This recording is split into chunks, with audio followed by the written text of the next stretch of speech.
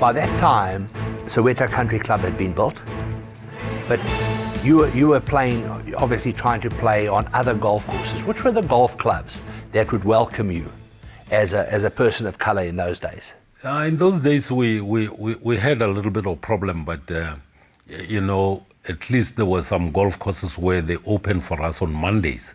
Wanderers was one of them, and we looked forward to play Wanderers because of the great golf course, having the best tournament in South Africa, Lexington PGA. I mean, when we talk about Lexington PGA, it's like we're talking about Masters. And so we enjoyed playing there on Mondays, and Crown Mines as well also opened their gates for us on Mondays. Theo, it seems to me that there were three people in those days that were really influential in making golf more available to everybody, and especially I'm talking professional golf. Mm-hmm. And they were Brian Henning, Dennis Brains, and very much a gentleman by the name of George Bloomberg, who unfortunately is no longer with us. Would you agree with that? I do agree with you. My first sponsorship I got, it was Brenda Bloomberg. She, short game was my West department, and I remember we had to qualify in Kilani Golf Course to play in Zimbabwe, the next tournament. And I pushed my drive in the rough on the left, number 18, and punched it out onto the fairway. I'm left with about 50 yards to the green. And that is my nightmare department. But you know what I did? I just took a walk like this big pros, like I know what I'm doing. In the meantime, I didn't even know what the hell I was doing. So I walked up to the green and then turned back, and I hit the most beautiful wedge shot next to the hole, and I made par. And then she said to me, I saw you're going to Zimbabwe next week. I said, unfortunately not. I don't have finance.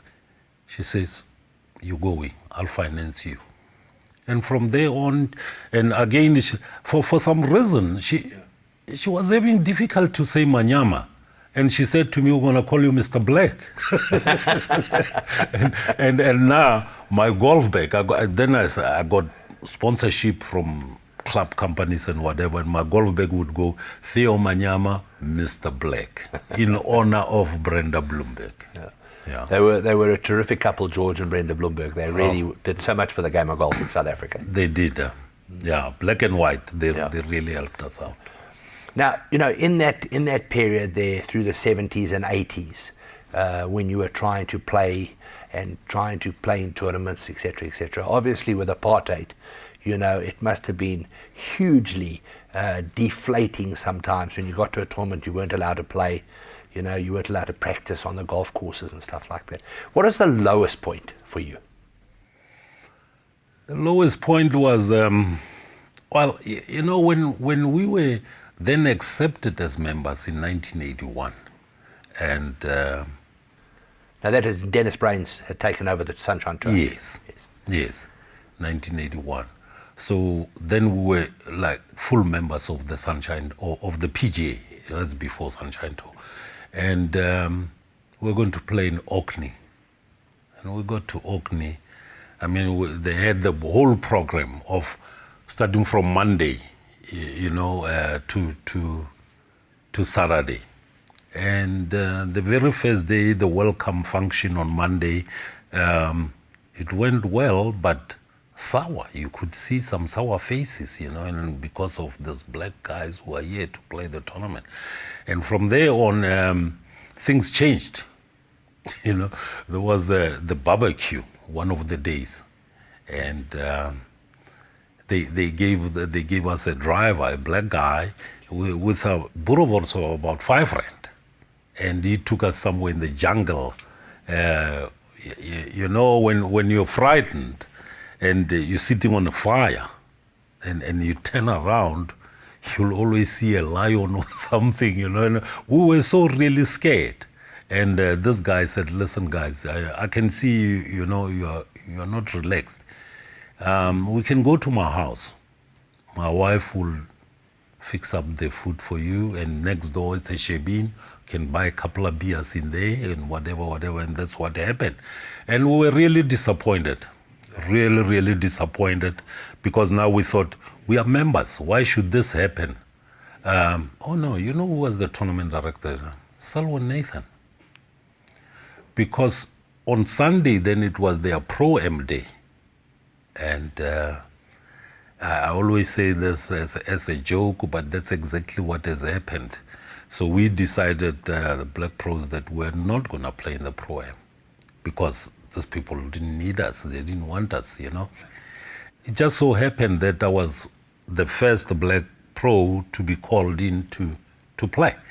And when they called me and I said, nah, I'm very sorry, I can't be able to play. And this lady says, what's the problem? I said, headache. No, we'll sort that out. Anita, grade I pelada and whatever. And then I said to this lady, I said, well, unfortunately, this is not the kind of headache. I've got a really big black headache, and this needs a witch doctor. And I said, that goes for all the black players. So we got into the cars, we drove away. And this next tournament was in Swaziland, and where Selwyn Nathan called me and said, Theo. I said, yes. He says, I want to see you with that big black headache of yours, you know. And that was really a big disappointment for us when we thought being members, carrying same membership and everything, and then still get treated like that. But, you know, the funny thing is, Dale, is that when you love something, you love it. I wouldn't be here today if I didn't love golf as much as I love it. I stayed with it because we love the game.